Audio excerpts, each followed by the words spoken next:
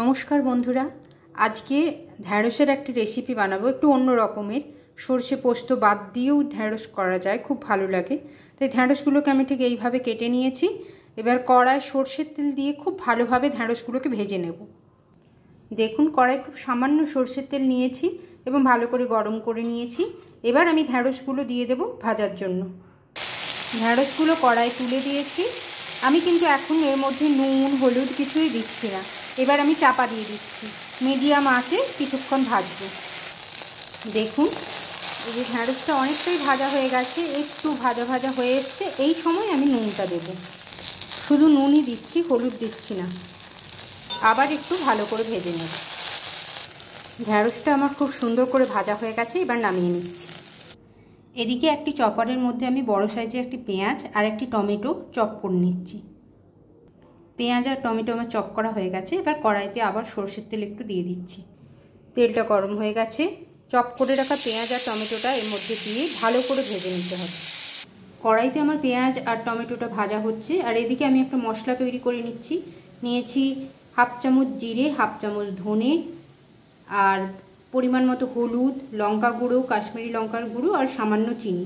এটাকে আমি জল দিয়ে গুলে ভালো করে একটা মশলা তৈরি করে রাখবো। পেঁয়াজ আর টমেটোটা খুব সুন্দর করে ভাজা হয়ে গেছে। এর মধ্যে আমি গুলে রাখা মশলাটা দিচ্ছি, আর আমি এর সঙ্গে একটু সামান্য আদাও দিয়ে দিয়েছি। মশলাটাকে তেল বেরিয়ে আসা পর্যন্ত ভালো করে কষিয়ে নেব। মশলাটা প্রায় কষিয়ে এসছে। এই সময় আমি সামান্য কসুরি মেথি দিচ্ছি। আপনারা চাইলে নাও দিতে পারেন, আমার এর ফ্লেভারটা ভালো লাগে তাই দিলাম। মশলাটা খুব ভালো করে কষানো হয়ে গেছে। এবার এর মধ্যে আমি ভেজে রাখা ঢ্যাঁড়সটা অ্যাড করলাম। মশলার সঙ্গে ঢ্যাঁড়সটাকে ভালোভাবে মিশিয়ে নিচ্ছি। এইভাবেই অল্প আঁচে ঢ্যাঁড়সটাকে মশলার সঙ্গে ভালোভাবে ভাজতে হবে। এতে জল দিতে হবে না, এইভাবেই ভাজাটাই ভালো লাগবে। সামান্য একটু নুন লাগতো, তাই আমি নুন দিলাম অল্প করে। বেশ অনেকক্ষণ ধরে একদম লো ফ্লেমে মশলার সঙ্গে ঢ্যাঁড়সটাকে আস্তে আস্তে ভাজতে হবে, যাতে ঢ্যাঁড়স থেকে সমস্ত তেল বেরিয়ে আসে।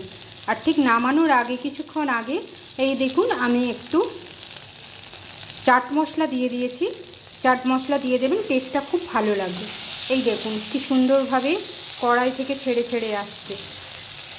এবার আমার ঢ্যাঁড়স হয়ে গেছে তৈরি, আমি নামিয়ে নিচ্ছি। ঢ্যাঁড়সটা আমার তৈরি হয়ে গেছে, নামিয়ে নিয়েছি। দেখুন, এইভাবে একবার ঢ্যাঁড়সটা বাড়িতে বানাবেন আর রুটির সঙ্গে পরিবেশন করবেন। সবাই খেয়ে খুব আনন্দ পাবে। তাহলে আজকে এইটুকুই। নমস্কার।